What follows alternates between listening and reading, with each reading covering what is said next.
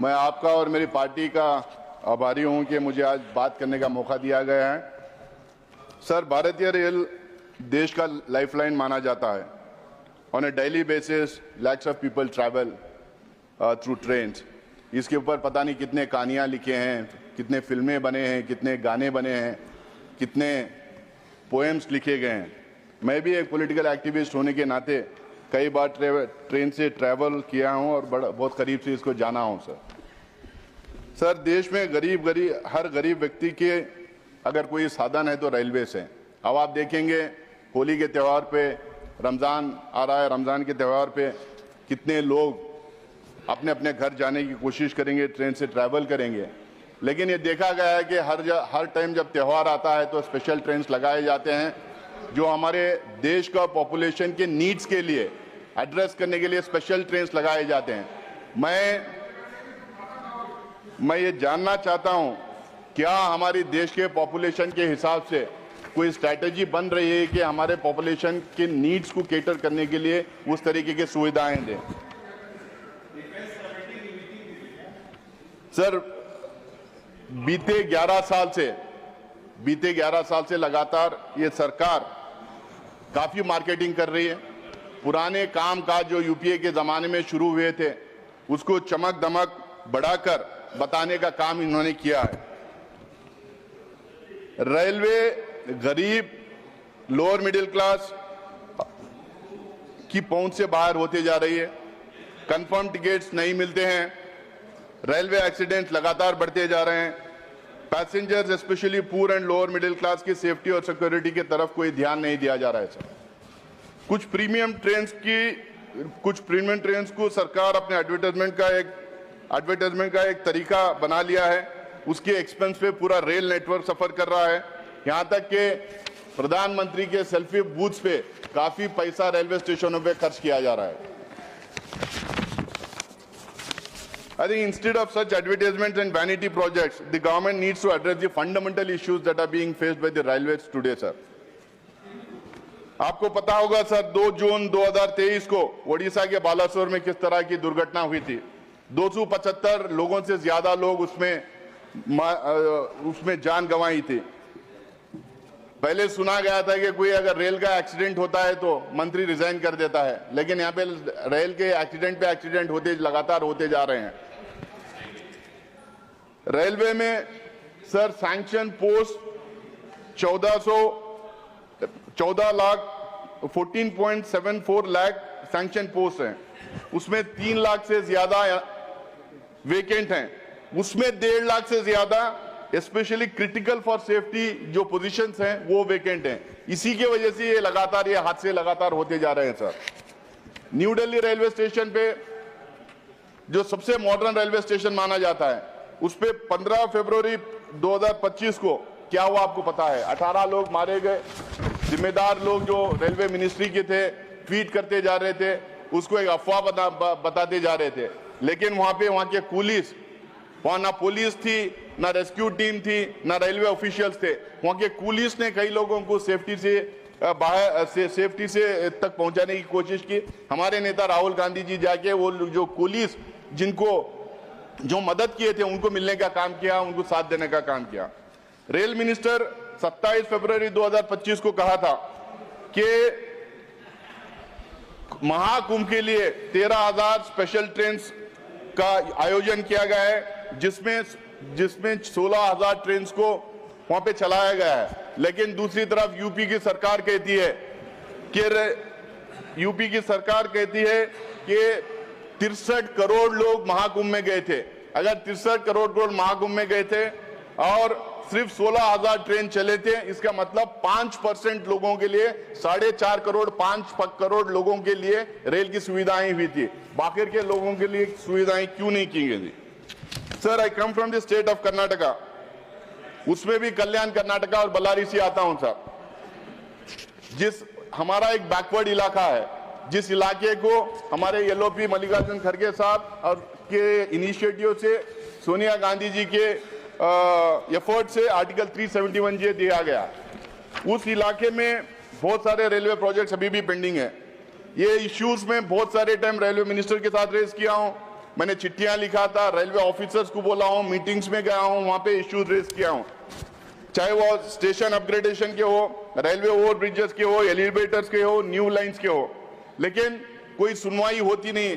एक लाइन का एक्नॉलेजमेंट आता है कि आपकी चिट्ठी मिल गई, लेकिन उसके ऊपर काम नहीं होता है। मैं इनसे अपील करना चाहूंगा, मैं भले अपोजिशन का एमपी हूं, लेकिन बल्लारी एक जंक्शन है, एक बड़ा स्टेशन है, एक माइनिंग हब है, वहां के स्टेशन को अपग्रेड करना जरूरी है। लेकिन अनफॉर्चुनेट पार्ट इस सरकार का यह है कि सरकार एकदम भेदभाव का माहौल फैलाई हुई है। जहां अपोजिशन की सरकारें हैं वहां पे काम नहीं होता है। अपोजिशन के एमपीज का जो मांग लेते हैं, जो चिट्ठी देते हैं, जो रिक्वेस्ट देते हैं, जो डिमांड करते हैं, उसकी कोई सुनवाई नहीं होती है। और सिर्फ ये हमारे साथ नहीं हो रहा है, सारे अपोजिशन पार्टीज के जो सरकारें हैं वहां पे यही हो रहा है। उनका फंड कट किया जाता है, उनको काम करने नहीं दिया जाता है, डेवलपमेंट वर्क करने नहीं दिया जाता है। ये अपोजिशन के एमपी से यहाँ पे बताएंगे किस तरह से भेदभाव हो रहा है। येलो भी अरे बैठो यार, बैठो। येलो भी खड़गे जी रेल मंत्री थे, उन्होंने 2014-15 के इंटरिम बजट में गुलबर्गा में डीआरएम ऑफिस को ऐलान किया गया। स्टेट गवर्नमेंट जमीन भी दी।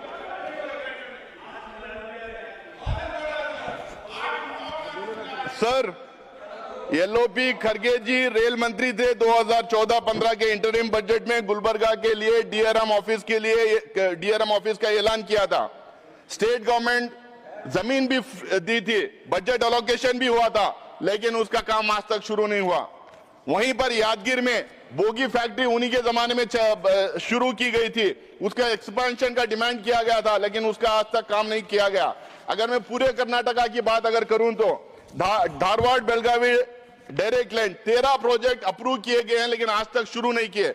Dharwad Belagavi direct rail line, Gadag Belagavi rail line, Hubli Ankola rail project, Shivamogga Shikaripur Ranebennur project, Hubli Sirsi Talaguppa rail line, Davangere Tumkur rail project, और उसके साथ में साथ मैंगलोर जो पलक्कड़ डिवीजन में पड़ता है, जो 75% से ज्यादा मैंगलोर रेलवे स्टेशन से, मैंगलोर एरिया से जो 75% से ज्यादा रेवेन्यू आता है, उसकी अपग्रेडेशन की मांग लगातार कर रहे हैं, लेकिन वहां पे अपग्रेडेशन कोई हुआ नहीं अभी तक।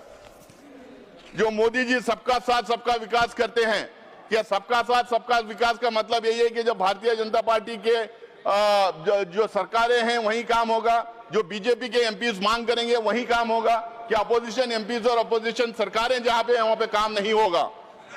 यहां तक कि अपने 2017-18 के स्टेशन के इनकम को भी इन्होंने कैटेगराइज कर दिया। अब जिसको स्टैंडिंग कमेटी ने आपत्ति जताई है, उन्होंने कहा कि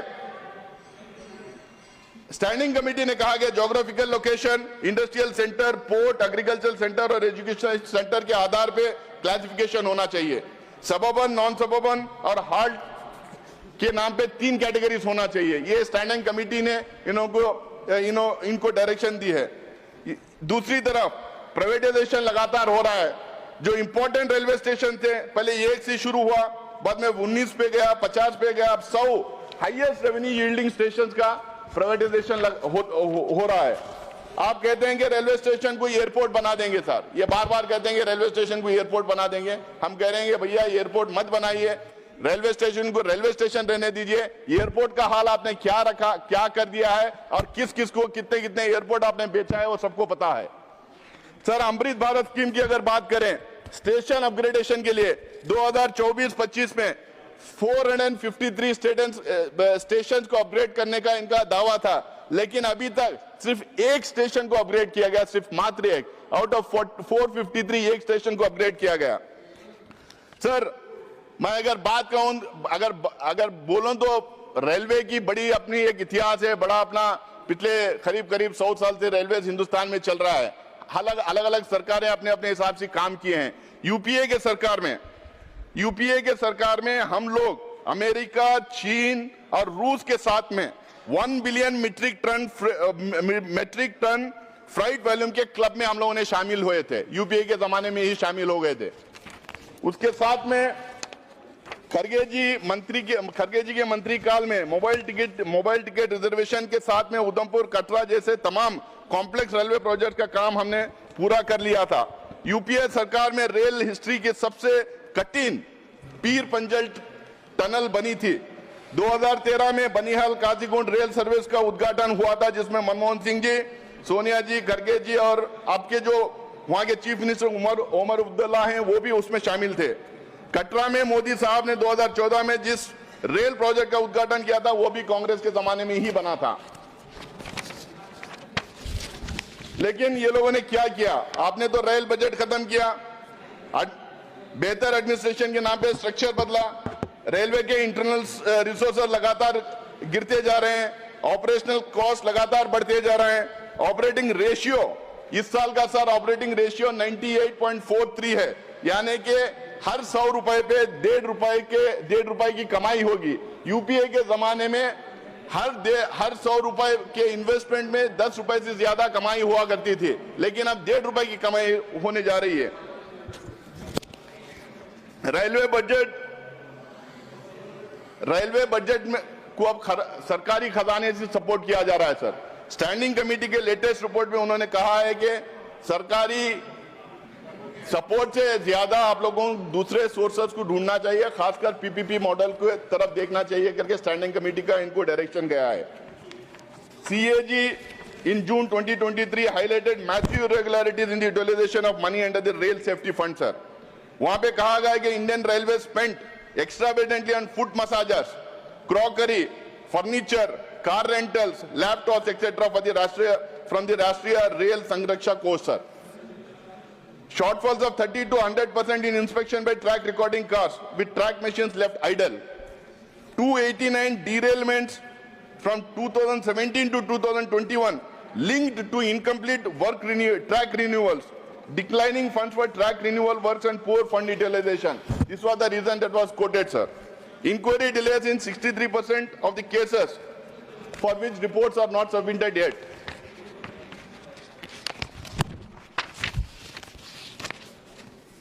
सर रफ्तार की अगर बात करें तो सर आज भी हिंदुस्तान में राजधानी और शताब्दी के रफ्तार के बारे में बात की जाती है। ये कांग्रेस के जमाने में शुरू किए गए थे। इनकी रफ्तार का इनके बहुत अपना नाम कमाया और बड़ी लंबी सफर भी ये 2 गाड़ियां अब तक तय की हैं सर। लेकिन 2004 के बाद mail express 51.1 kilometre per hour की स्पीड से चल रही है, passenger rail 35.1 kilometre per hour की स्पीड से चल रही है, goods rail 23.6 kilometre per hour के स्पीड से चल रही है। And the much hyped Vande Bharat sir, जिसके बारे में कहा गया था ये 160 से 180 किलोमीटर पर आवर के स्पीड से चलेगी, एक्चुअल में 60-70 किलोमीटर पर आवर के स्पीड से चल रही है। ये इनकी रफ्तार की गति है, जो बार बार क्लेम करते हैं कि इनकी रफ्तार बढ़ा दी सर 95% से ज्यादा लोग suburban, general and mail service train में और खासकर नॉन एसी कोचेस में चलते हैं सर। ये 95% ऑफ इंडियंस को ये इग्नोर करके 5% जो हाई स्पीड ट्रेन में जाना चाहते हैं उनके ऊपर फोकस करते हैं, इसीलिए बार बार वंदे भारत की बात करते रहते हैं सर। वंदे भारत करीब 136 वंदे भारत गाड़ियां इन्होंने स्टार्ट की। हर गाड़ी जब ट्रेन स्टार्ट होती है तो हमारे प्रधानमंत्री झंडा लेके वहां पे पहुंच जाते हैं।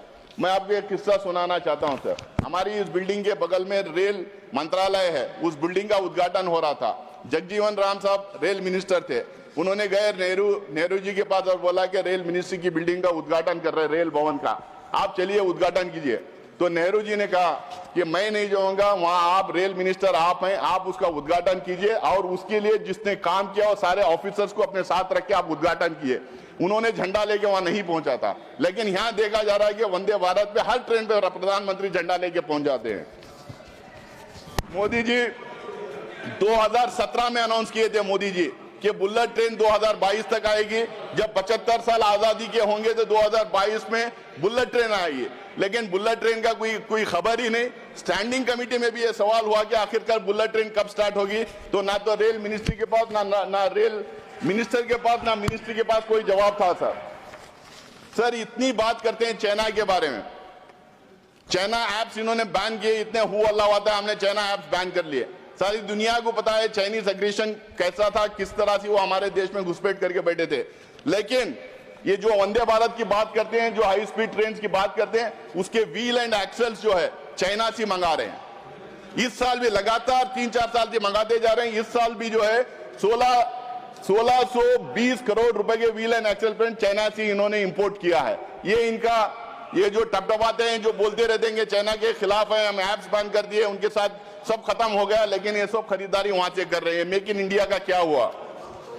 सर, कांग्रेस गवर्नमेंट के टाइम पे सीनियर सिटीजन्स के लिए, सर 1 मिनट दीजिए, कांग्रेस गवर्नमेंट के टाइम पे सीनियर सिटीजन्स के लिए, मीडिया के मित्रों के लिए, किसानों के लिए, स्टूडेंट्स के लिए कंसेशन दिया गया था।